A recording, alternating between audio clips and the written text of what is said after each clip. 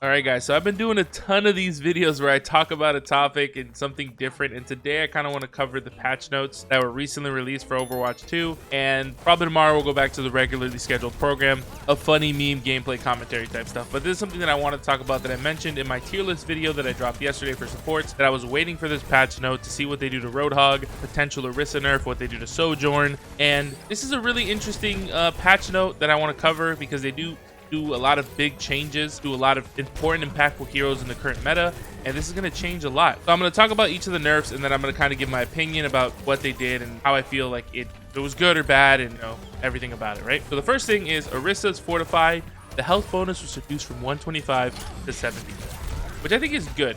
It's a 50-point drop or 50 health drop, and it's going to make it so Orisa literally just doesn't get to survive forever. She's one of the most, I guess, tanky tanks in the game. He has Fortify, he has the spinning thing, he already has a ton of HP, period, right? So she can just stay alive for such a long time and be, a nuisance, as well as just having the stun and being able to drop a lot of good consistent damage. So I think this 50 health reduction on Fortify is going to make it so Orisa players need to play a little bit more intelligent. They can't just like run in gung-ho and just kind of try to mow people down and just overpower them by just having more health more consistently than the opponent that they're facing, right? Because currently she just gets to win the war of attrition, as well as like basically countering what was the best character in the meta, which is Roadhog. She just gets to counter him and then gets to win the war of attrition because she just has more health across the board. If you were a good Orisa, you were able to like almost chain skills back to back, kind of like pseudo combo with her, where you could just loop it and just stay alive forever if you had even like decently good supports, right? And just like how I mentioned in my support tier list, I wanted to wait for this patch because I think that like these changes, and I'm happy that they did an Orisa change because I think she was way too impactful, is going to mix up not only the tank tier list, because this is going to bring her down obviously, but it might also affect, there's a Sojourn nerf that I'm going to talk about later. This is also going to affect the supports and all this other stuff, because like now that these two, I guess 1 and 2 tanks, best 2 tanks in the game, are being nerfed, a lot of other characters are getting shifted up back into meta. Maybe like Winston, Diva, who is the best tank? Is it like Ramatra? There's a lot of different things, right? But I'm happy with this nerf. I think it was good. We'll see how it works to see if she needs more potentially. 50 health is a lot, so we're gonna see if it's enough to make her still viable but not completely broken. All in all, I'm happy with it. So next we got Roadhog. I'm going to read the developer comments. It says, these changes aim to reduce the frustration of dying in one shot immediately after being hooked and pulled by Roadhog. Chain Hook is still a powerful utility to forcibly reposition enemy players, though will still often lead to eliminations. Its effectiveness will now be more dependent on specific hero matchups and how the hook target is able to respond. And the nerf was, on impact, instead of doing 30 damage, it does 5, and then now when it pulls you, it keeps you 4 meters away from Roadhog instead of 3, which I'm assuming will make it so less of the bullets from Bray hits him. And those were 2 ways that they reduced the damage of the combo. And then the scrap gun, per pellet, they reduced the damage from 6.6 to 6. So that means now that it's at a further distance and there's less damage per pellet, combo is going to do less overall damage. And then the recovery time was reduced, the reload time was reduced, and then also the maximum ammo was increased to 6. So now it feels like you can be like more of an active fighter in the game instead of just looking for these hook combos. He like has an extra shot,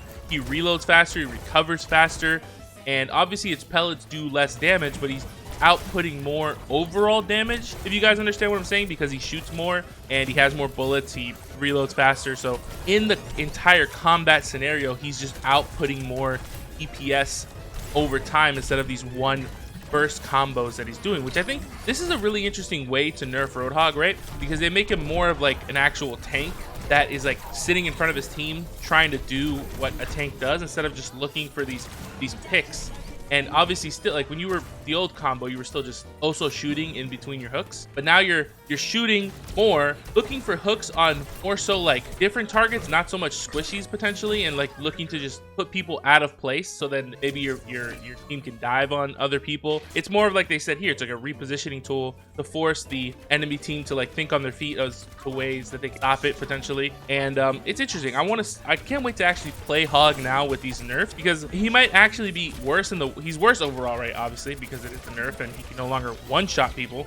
But if these repositioning tools and like the consistent damage is up across the board, he might be able to like do more as a team instead of just as like a single solid target that just like I take someone out of the fight, right? But obviously with these nerfs, he's no longer going to be the best tank in the game. I just don't know how low in the tier list is going to put him. I have to play the character, I have to see how he feels, and just feel out the entire overall change, as well as how it relates to Orisa and the rest of the tanks, and then even this next nerf that I'm going to talk about, which is Sojourn. And we're going to read the developer comments as well. The energy gain adjustment will help smooth out Sojourn's average railgun charge time because it won't benefit as much from critical damage and damage boost abilities. Hitting armored targets or other sources of damage reduction will result in quicker energy gain than before. Previously, damage boosting critical hits had an amplified effect for Sojourn since it reduced the time to build the energy, lowered the threshold in which her railgun secondary fire became lethal, and the reduction to primary fire will further slow that down as well. So to basically explain that, what they did is they took the railgun, and now the energy is no longer gained by damage done by the gun. It's just every bullet you hit will grant you 5 energy, and it says here specifically hit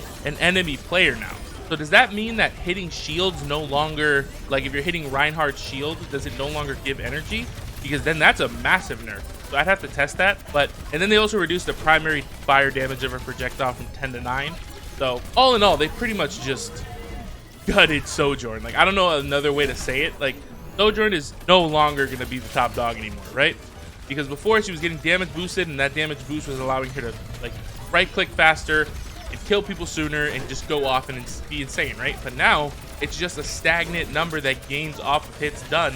So it's going to take the same amount of time every time, and she's doing less overall damage because her projectiles damage were reduced from 9 to 10. So I don't actually know if she's even going to be playable in the current meta anymore. Like, I think this might have like potentially just killed Sojourn. Obviously she might still have a place, right? But she's no longer going to be, I don't even think with these nerfs she might be even like top 4 or 5. You know, she can still drop DPS, but like charging the rifle, and if the shield thing works the way I think it works, she's gone. She's off the scene. They for lack of a better word, just threw her off a cliff. But it was needed, right? Obviously it was needed. Sojourn with Mercy Pocket was way too oppressive. It dominated all ranks. It was like, anytime I saw it in my game, if it was on the enemy team and we didn't have one, I was just like, okay, we lost. You know how many times I ran into master tier Sojourns just getting Mercy Pocketed, and I'm just like, I can't do anything. I'm playing Moira here. I'm gonna die. I'm gonna lose the game. GG's. Thank you. Like, I'm happy they did it, and I want to see how this affects the Mercy win rate, right? Because obviously I mentioned in my video that I dropped literally yesterday, Mercy was such a high place in the tier list because of like pocketing of certain characters like Sojourn, like Ashe, like the current meta that we have that we're playing right now. So we'll see how this affects Mercy's performance as a support, because I feel like the meta as a whole is going to shift so much with these nerfs. All right, and the last nerf obviously is Kiriko. Let me read the developer comments. Despite Kiriko's healing projectiles being slow moving and single target, her average healing output per match is the highest it's higher than we'd like. We've seen players tend to get overly focused, maximizing her heal potential and only using your primary fire for extended periods of time, rather than reducing the amount of healing per projectile, which may lead to feeling locked into focusing on primary fire even more. We've increased the recovery time before she can start firing the healing little talisman thingies. Increasing recovery time opens the opportunity to weave in secondary fire kunais more freely. So if I remember correctly, as a Kiriko player, you could throw your entire heal and then throw a kunai in between, and then throw your entire heal and then throw a kunai in between.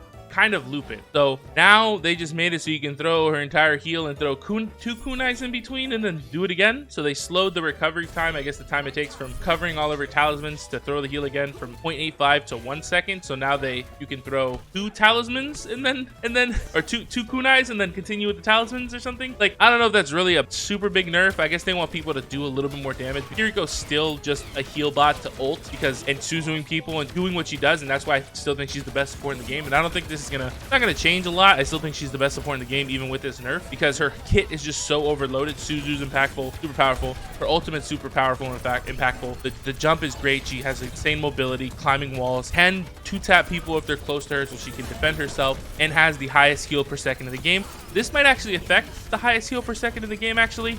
I'd have to check that again. But pretty much, it's a little bit of a nerf, not enough to, I think, change anything, but it might increase her damage output a little bit and slow her healing output a little bit, right? So they're swapping some of the healing for a little bit of damage, which I think is fine, right? all in all, I think this is a good patch. They did a lot of big things, and they nerfed characters in ways that are pretty interesting, and I kind of like it. Like I mentioned in my last video where I talked about the patch notes when they did the January 5th one, I think we need more of these and more consistently, and just kind of like just keep pumping them out once a week or maybe twice a week, just because I think these were big changes. Obviously, the characters like Roadhog, it was a massive change. To Sojourn, it was huge. But the characters like Kiriko and Orisa, there were small things that we could potentially continue to throw out, these little small ones to see, okay, let's make this character a little better. Let's make this character a little worse. Let's keep trying to find a middle ground across the board. But I'm happy with it. And like I've said in every single one of my videos, I love the game, but I think we need more of these patch notes more consistently so the meta shifts and we're not stuck in these stagnant, broken Roadhog for 2 months, 3 months. And yeah, I applaud Blizzard, good work, and keep it coming. I'm happy with it. I definitely think the meta is going to change, and I'm going to test the next week or two to see how these characters feel, and I'm going to make a DPS tier list and a tank tier list, so look out for those. I hope you guys are enjoying the video, enjoying the content, the different stuff. I know you guys all love my gameplay, funny moments, and stuff like that, but I want to try to diversify, right? I've been streaming a lot more, different games, because Overwatch has been a little boring, but now Overwatch seems like it's going to be a lot more interesting and more fun now that Roadhog is no longer god moding. But I digress. Thank you guys so much for watching all the content. I love you all, and don't forget to leave a comment down below what you guys think of the patch note and everything that they did, and I'll see you guys in the next video. Peace. Ride with me if you ride with me, you can slide with me if you feel like 550 on the 5 sticky, come get high with me, that's a deal, right? Ride with me if you ride with me, you can slide with me.